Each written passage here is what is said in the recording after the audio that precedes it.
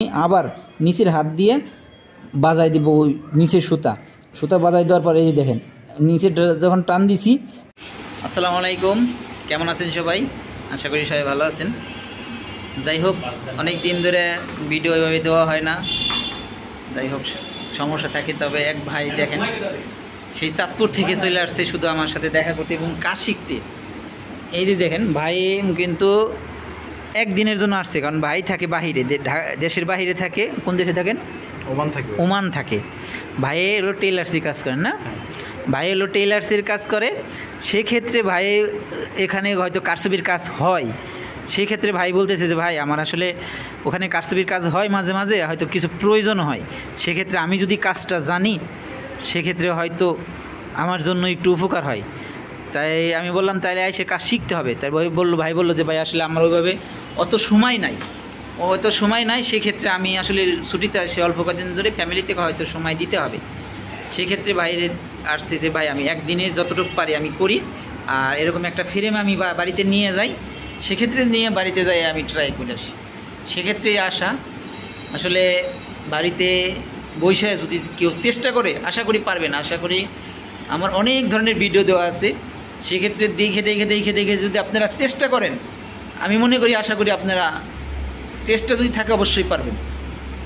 অনেকজন কাজ শিখতে চান, কীভাবে শিখবো, কীভাবে শুরু করব, হয়তো অনেক টেনশন করেন জীবনে। ভাই প্রত্যেকটা ক্ষেত্রেই কিছু করতে হলে রিস্ক নিতে হবে আপনি রিস্ক ছাড়া কখনো কোনো কিছুই করতে পারবেন না। মানুষ ছোট হোক বড় হোক, যে কোনো কিছু করতে গেলে তাকে রিস্ক নিতেই হয়।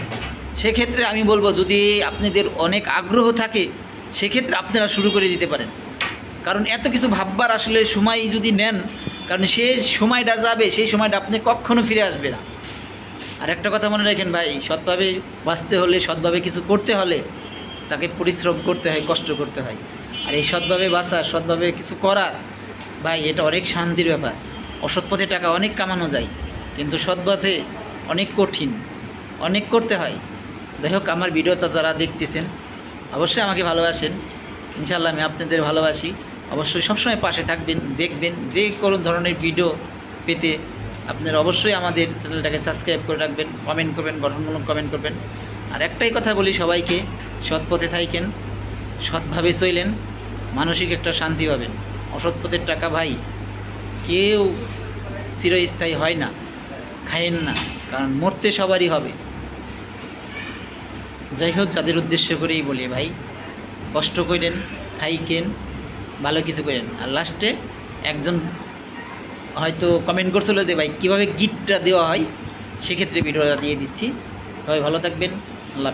এই যে দেখতে পাচ্ছেন আপনারা, যখন হয়তো অনেকজন এই যে চেন টানতে হয়তো মাঝখানে কীভাবে যায় গিফট দিবেন, এরকমভাবে যদি আপনারা মাঝখানে যায় গিফট দিবেন। দেখেন এই যে প্রথমে আমি একটা টাকা উঠাইলাম, এই যে দেখেন আপনারা সবসময় খেয়াল করবেন, এই যে আমি একটা টাকা উঠাইছি, উঠানোর পর এটার ভিতর দিয়ে এই টাকাটা আমি এভাবে বাড়তি রেখে দিব, বুঝছেন? এই বাড়তি রাখার পরে নিচের হাত টান দিব না, এটা এভাবেই থাকবে।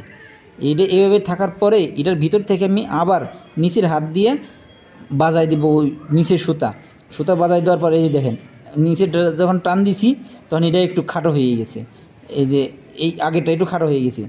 খাটো হয়ে যাওয়ার পরে দেখেন আমি আবার একটু সবসময় এরকম ডাইন দিয়ে একটু ঘূর্ণে দিবেন, ঘূর্ণে দিয়ে দিন। এই যে আগে যেটা, এটা আবার সুই দিয়ে ধরবেন, সুই ধরে নিচের হাত টান দিবেন। এই দেখছেন গিট্টু লেগে গেছে।